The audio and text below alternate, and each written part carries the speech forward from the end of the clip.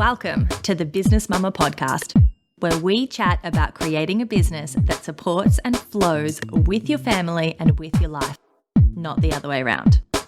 Hi, I'm your host, Annalise Swan. I'm a marketing agency owner and a mother of 3 little ones. I'll be bringing you conversations with successful women in business, as well as practical marketing strategies and tips that you can action right away. So let's get into it.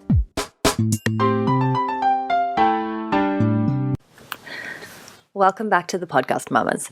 Now, today we are getting serious. Now, before you run away, this is something that we all need to lean into.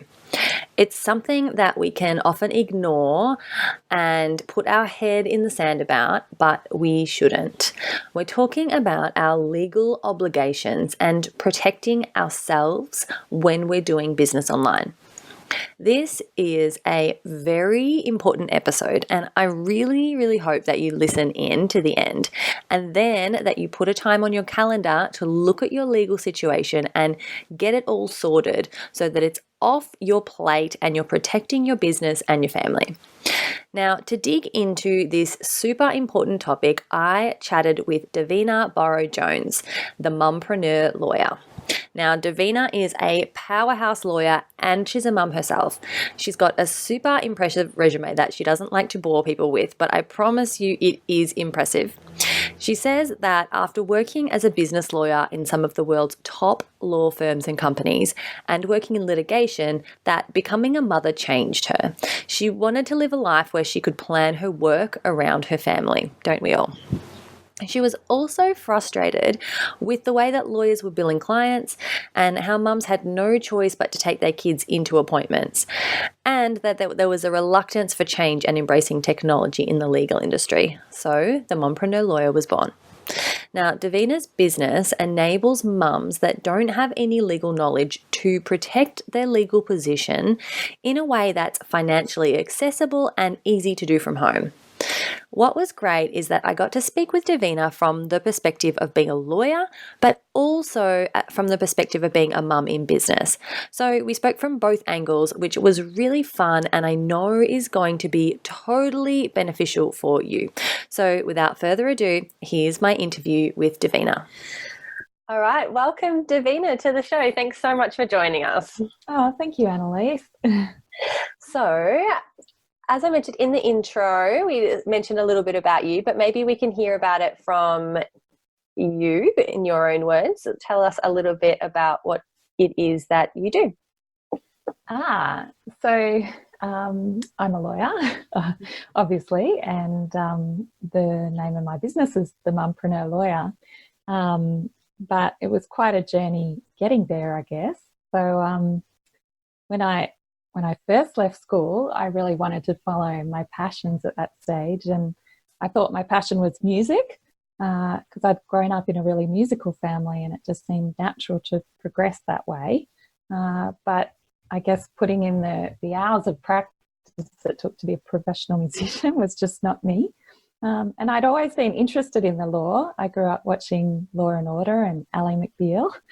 So I did start studying, and I knew pretty quickly it was the right thing to do because I was so happy just to put in the hours in terms of studying and learning all the legislation and cases. I guess at that stage when I was studying, it was the early noughties and e-commerce was just emerging, and it was really exciting to study those sorts of topics and the way the law was going to deal with them. Anyway, after I left uni, I quickly got swept up into the corporate sector and in big law firms. So I worked in London in 2005 in the area of IT outsourcing and intellectual property, which was really cutting edge at that time. But I guess ultimately I got frustrated and worn out by the long hours in corporate. So I actually took some time out. I travelled, I rock climbed, I mountaineered, I did lots of yoga and I did some volunteer work as well for an international human rights organisation. So I spent some time just doing other stuff. And when I got back to law, I sort of was reinvigorated again, but I knew I didn't want to go back into corporate. So I started working for small businesses and in small law firms, which I just love and still do. I think it's really rewarding to see friends' businesses evolve from an idea to a profitable venture, and see mums being able to get themselves in a position where they can actually support not just them but their family and sometimes extended family too. So I guess the reason though why I set up on my own was because I got so frustrated that other lawyers were so slow to adopt to new technologies, and just so behind the eight ball in terms of every other industry that was adopting technology. And mums had to bring their kids into appointments, which is just wrong. When you're trying to understand a legal problem and you've got your kids sitting there, it's really difficult. And I also saw business owners, when things were going wrong, they just weren't being proactive. And then, of course, I had my baby, and that turned my whole world upside down too. But I realised that was my opportunity to actually do something about it. So when I started the Mumpreneur Lawyer, I adopted the latest in legal tech. So it's all online, and mums can have their appointments at flexible times. And I guess the whole purpose of my firm is to be proactive, to protect mums in their businesses before things go wrong. So much to dig into, Davina. And it truly is. I will say that before we move on, because I'm a client of yours, and so going through that tech process was so refreshing. And the other thing that was really refreshing was the language that you used in all of the contracts. It's not mumbo jumbo, really difficult. Like anyone can understand it and read it. And so I've really enjoyed that process. Thank you, Annalise. But I guess that's the aim. Yeah.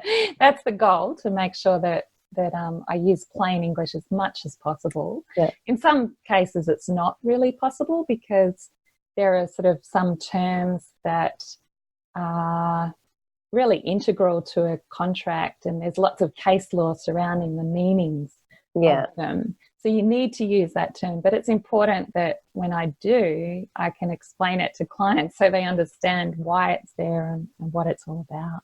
Yeah, or just even the sentence structure, or I was just reading it going, oh, wow, like it's so different to any other contract that I've read. So well done there. So I'm really interested in the fact that you said you nearly pursued music, because in my head, music and law are like worlds apart. Is that is that true for you? Do you think that way as well? Yeah, well, yes and no. I mean, they say music is actually quite mathematical. So, when you learn the notes on the page and different chord structures and that sort of thing, there's a lot of maths behind it. And I guess behind maths is logic, and the legal legislation tends to be logical. I don't know if that's too much of a long bow. But I do... It's still a passion, and there are some areas of law that I practice in, like copyright, where I actually get to deal with musicians and artists and authors and really creative types. So that area excites me, of course. Yeah, it's interesting that you say that, because my husband is a musician as well. He, not professionally, but What does he play? He plays the guitar very, very well, but he taught himself then the piano, and he can just pick up anything. And I think now that you're saying that they're saying music is mathematical, I've never heard that before, but that makes sense to me, because he's also very data driven. He does our SEO and website development and all of that in the agency. And so he's very detailed in that way. So now I guess what you're saying makes sense to me. Yeah. I can see the truth in that. Yeah. So, I mean, music is, Western music, you have sort of an octave, and that's 8 notes, and then you have sort of chords, and they talk of it chord being 1, 3, 5, and then you might add a 7. So there's lots of numbers behind. Yeah, okay.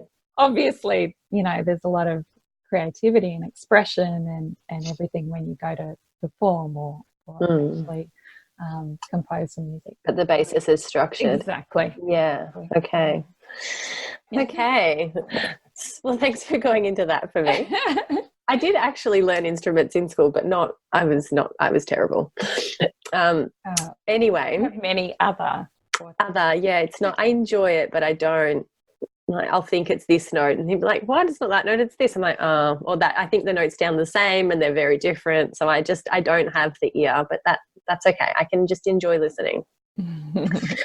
So you said that when you had your baby, that was a really good turning point for you to transition your business.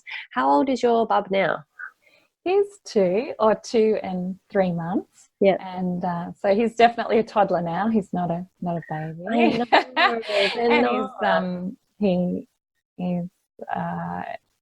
He's definitely 2. Yeah. My youngest was 2 in November, so I think they must be really similar. Yeah. He tells me what to do, Stop it. As he started this, stop it. My daughter started, stop it. Like, oh, smart. Yeah, that's my thing to say. Yeah, I know. Yeah. Okay, so, and then that meant the big change to tech and that kind of thing. So how do you balance now spending time with your son and working on your business? What does that look like for you? Yeah, so I guess there's a few things that sort of lined up in my favour, and that is that I'm a bit of an older mum.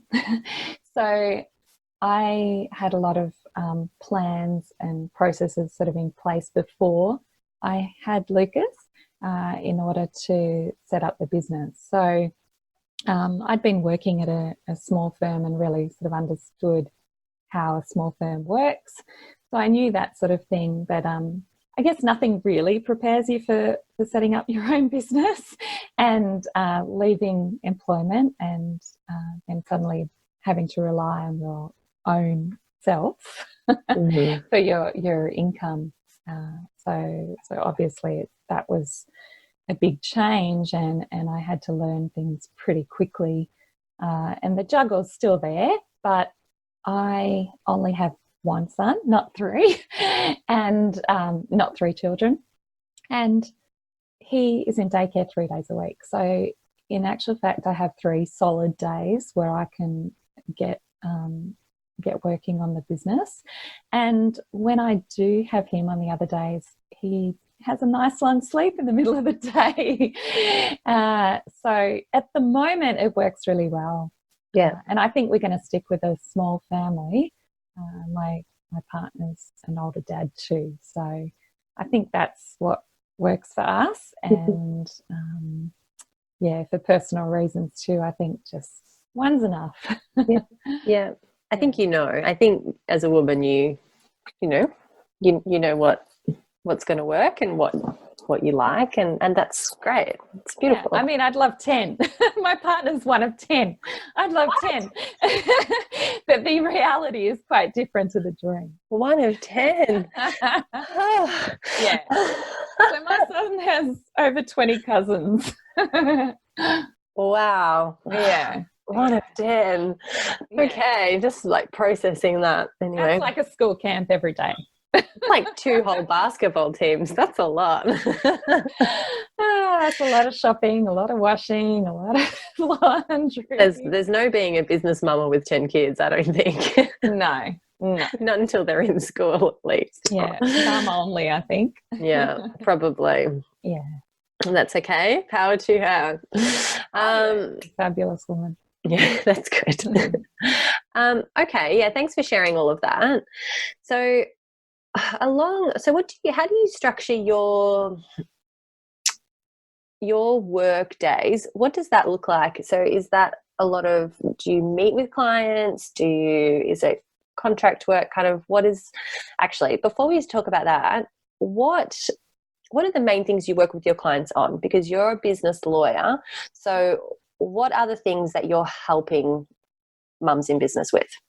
Sure. So when you set up a business and it goes from any sort of hobby to a business, or even if it isn't, there are certain things that you need to set up properly.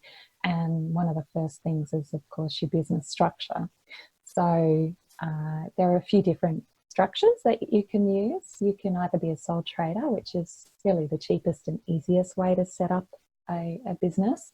But if you're going in with a close friend, or at least someone you trust, then you may want to set up a partnership, or there may be other structures you want to use, like a company structure. So the benefit of a company structure is you actually are able to have some asset protection in terms of your personal liability. So if you own a family home or you have some investments, it can be well worth looking into setting up a company structure, or even a trust structure may be suitable for some mums.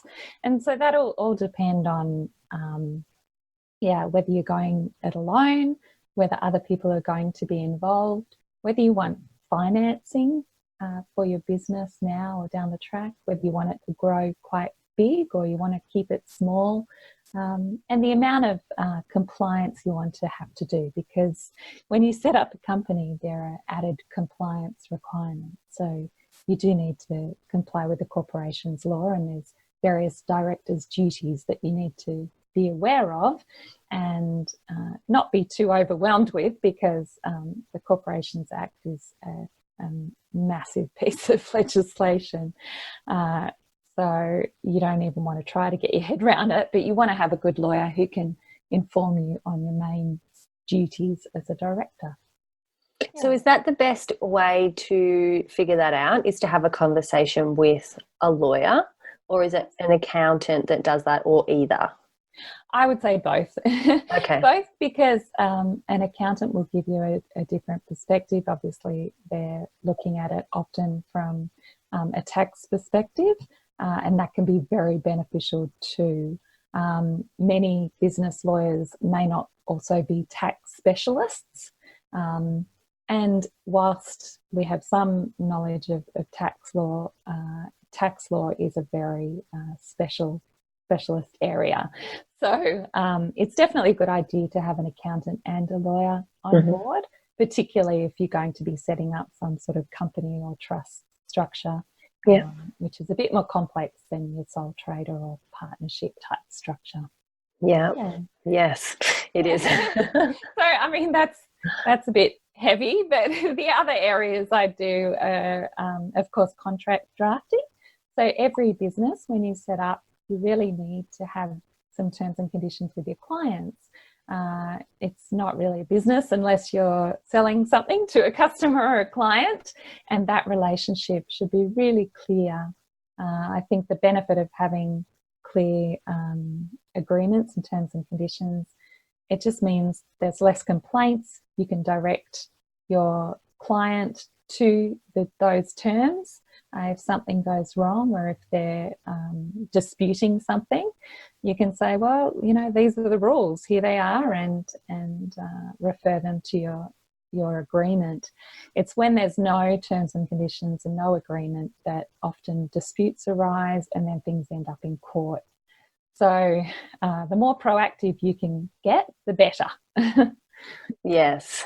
Yeah. So figuring out exactly what you need is probably best achieved by speaking with a lawyer. Is that right? Yeah, I mean, broadly speaking, when you're setting up a business, you want to look at your business structure.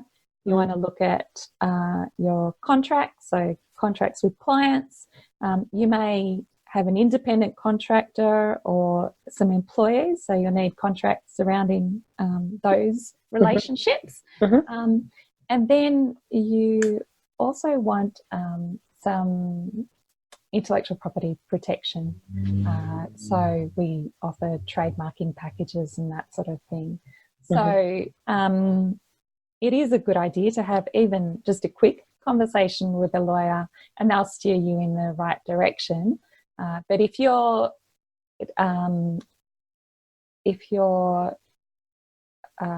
looking after your business structure, you've looked at your IP and you've got good contracts in order, you're well on your way to getting your legals in order for your business. Yeah. I know that with me, when I went through your process and you would ask questions and then it would take you to a different screen based on what your answer was, that was so helpful in just giving me kind of a broad spectrum idea about what areas I should be thinking about, and then also gave me ideas of, if I hadn't, talking about contractors, if I hadn't already got something with them, that sparked in me to be, okay, I need to look at that as well and make sure that everything is done. So I think the way that you're approaching it is really great, very holistic, very straightforward, very easy to do. And because I had strategically ignored, I don't know if ignored, maybe like just buried my head in the sand as to kind of like a set and forget thing, which I don't think that you can do as a mum in business, because we are working for our families for one, but also I think as small businesses, our businesses evolve pretty quickly. And so our structure and our legal stuff really needs to keep pace with that. And for me, I hadn't done that. And it would have been, 2 or so, maybe 2.5 years that I had not looked at my legals until I was like, okay, hang on, like really we're restructuring the business, going to a different structure, like need to get it all sorted on one page, make sure the insurance lines up, the legal lines up. And now I can be ignorant again for a little while. And I think certainly at the early stages of business, I think it's a good idea to check in, at least once a year and just say, okay, so hang on, I've taken this person into my business as a partner, but we don't have a partnership agreement. Or we went through a rebrand and we were thinking of trademarking. Oh, perhaps we better get onto that. Or, gosh, we've got some, mighty secrets in our business that we don't want any competitors getting hold of. So we've got some mighty confidential information. How are we going to protect that? So they're all questions that if you check in with a lawyer will help you sort of progress all those matters and make sure you've got the right protection in place. Yeah. So is trademark something that you work with? Yeah, I do trademarks. It's not rocket science, and a lot of people jump online and think, oh, this is so straightforward, I can just easily register myself. And yes, you can. The issue is more, can you register and comply with the Trademarks Act? Can you register describing your goods and services properly so that it adequately protects you? Are you registering in the right classes? Are you even registering the right mark? Is there, a different mark you should be registering? And what else is out there? If you want to, say, expand to another country, is it worth trademarking there first, or should you be trademarking here and jumping on the Madrid Protocol, which is the international protocol for registration overseas? There's lots of member countries, and if you wanted to expand, say, in the UK and US, you look at using that protocol to register an international trademark there. So I guess what I'm saying is there's a lot of questions that need to be asked, and unfortunately sometimes I'll find a client that comes to me and they've sort of waited their 7 months to get their trademark, and unfortunately the trademark isn't really worth the government registration fees that they've paid, because it just doesn't protect them adequately. Okay. So it's definitely worth having someone to hold your hand along the process and to deal with the trademarks examiner, who will have questions about the mark too. Yeah, I learnt that lesson early on as well. We had Oh, really? yeah, I did. Not in this business. I had a fitness business, and Okay. mums, because I'm a qualified personal trainer, which I've always done on the side for not always for the last 10 years, just I didn't know that. as a hobby, as for fun. And then I taught people to be personal trainers in vocational education, and Okay. so I had that, and I was teaching mums and bubs fitness classes, and then I think someone. Anyway, a lady registered a trade. I had the business name, but someone registered a trademark with one letter difference. So mine was Mumma with 2 M's, and hers was Mumma with 1 M. And then she trademarked it and then contacted me. But I think I was operating for about 6 months longer than her.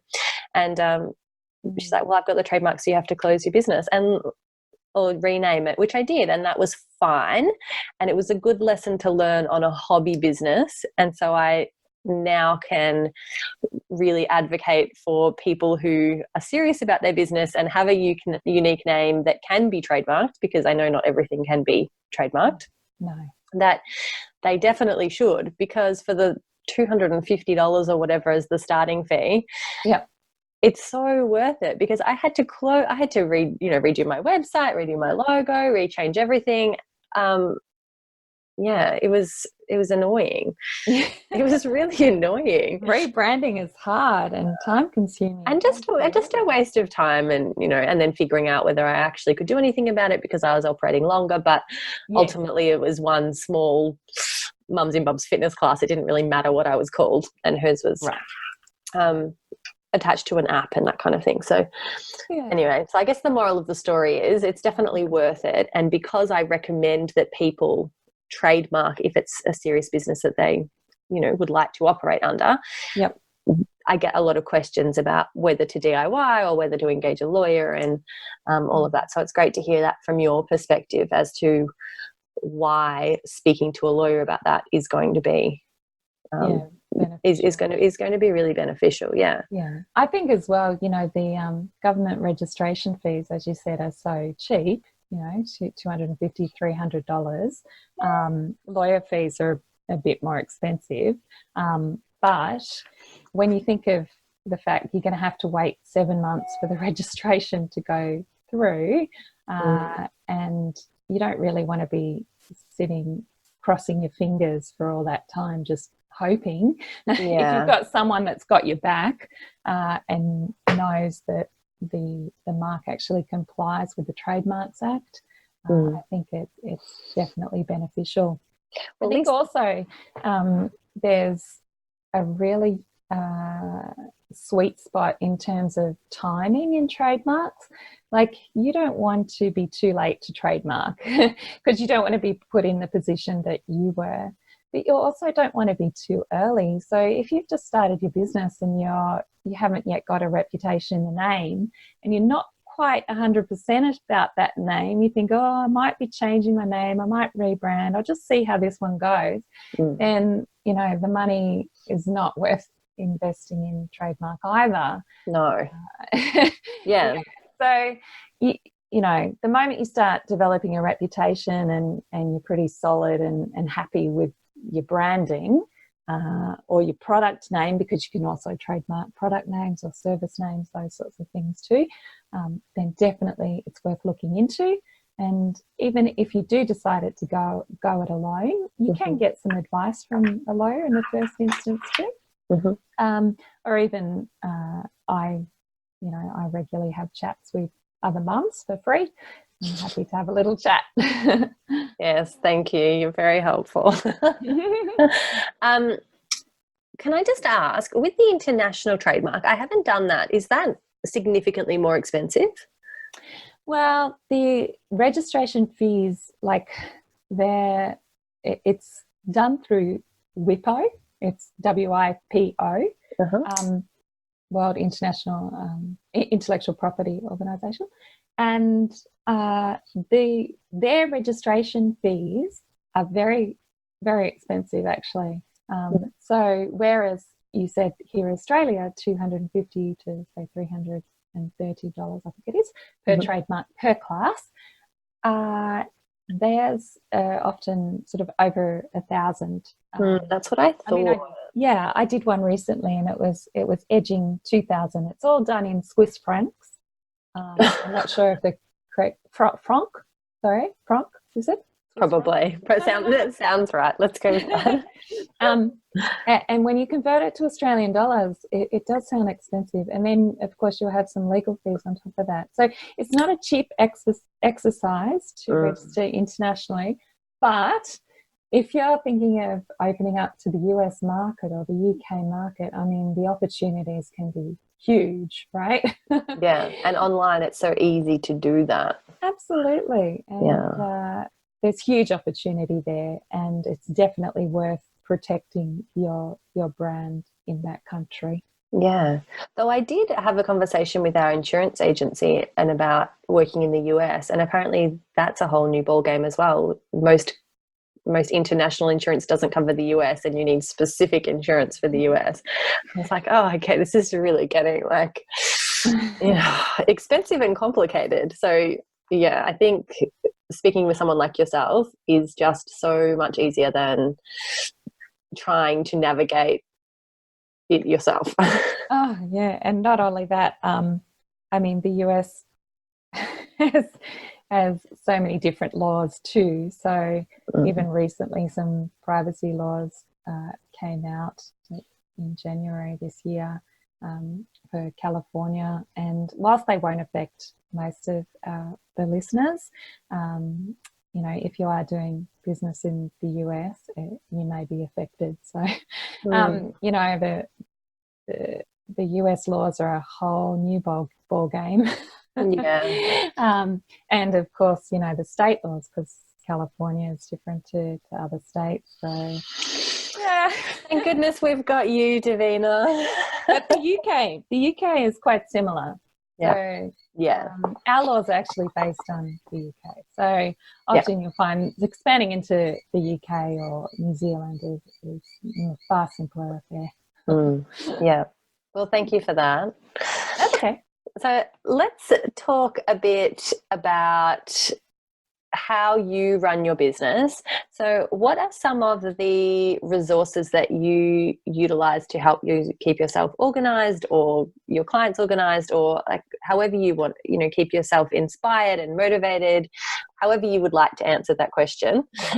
What are some of the resources that you utilize in running your business?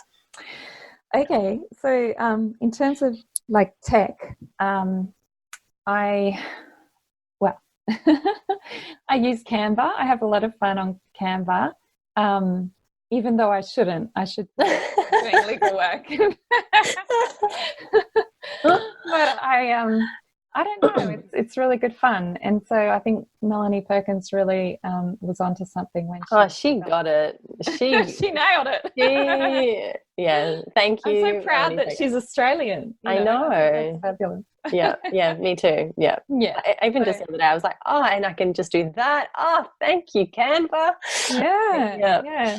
So I try not to spend too much time there, obviously.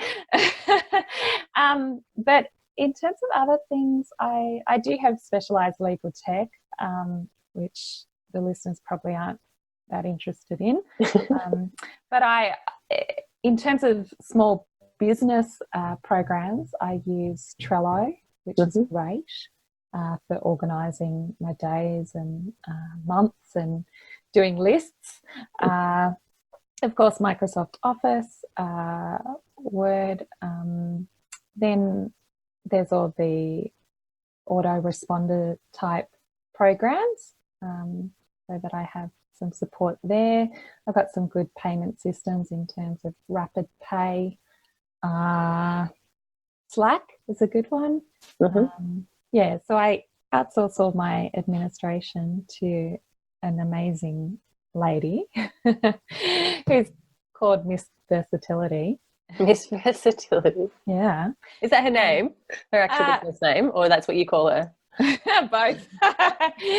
She lives up to her name. She's fabulous. And she actually just lives around the corner. So even though she's virtual, she's real life too. Perfect. Yeah, it is actually. And so she put me onto a lot of these programs like Trello and Slack. and of course 0 for bookkeeping, and I don't know. Yeah. You name it, I've probably tried it, and then at least tried it for a week. I get excited about new tech and download an app and start playing with it, and then realise, it's just another to-do list. I think Trello will be okay. Yeah. Or it's just another, anyway. Yeah. I used to love Trello, and we've, in the last few months, moved everything over to Asana. Ah, yes. Yeah. As the team grew, I found it was easier on the eye, and it would work better. And then when you click yes, there's like this magical unicorn that pops up, and like this shooting star goes across the screen. It's really fun. I want that. It's really fun. Because I always wanted the satisfaction of crossing something out, but now I get, ta-da, like it's fun. Anyway, moving from legal stuff to random unicorns and sparkles. No, I think that's the life of a business divergent conversation. Sometimes I just wish I had a daughter too, so that I could have unicorns and fairies and sparkles and glitter. I'm sure at this age Lucas won't complain. You could implement for now, maybe for the next couple of years. He's quite happy to have bows in his hair. Perfect. Yep. And glittered nails. Yeah, my son too, because he's the middle, so he had all of my daughters, fairy costumes, and we didn't have anything boy related, so he'd always be like this little fairy princess or something. I'm like, note to self, buy some boy costumes. And now we have some and he alternates, so it's fun. Yeah, I mean, I'm all for gender neutral, but I think there's a lot of fun to be had with the gender bias costumes too. Yes. Gotta love some glitter. Yeah. Okay.